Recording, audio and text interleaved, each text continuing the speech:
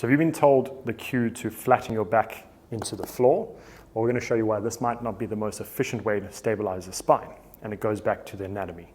So the lumbar spine has a gentle curve in it that we call lordosis. So when you're lying on your back, we should maintain that gentle curve. Now, if you're trying to push your back or spine down into the floor, you end up actually straightening out that curve, and it can go into a little bit of lumbar flexion, which can be triggering for some people, but it's also not the most optimal position to stabilize that spine. So when you're given the cue to flatten your back against the floor, you end up going to a little bit of a posterior pelvic tilt or a little bit of rounding of the lumbar spine.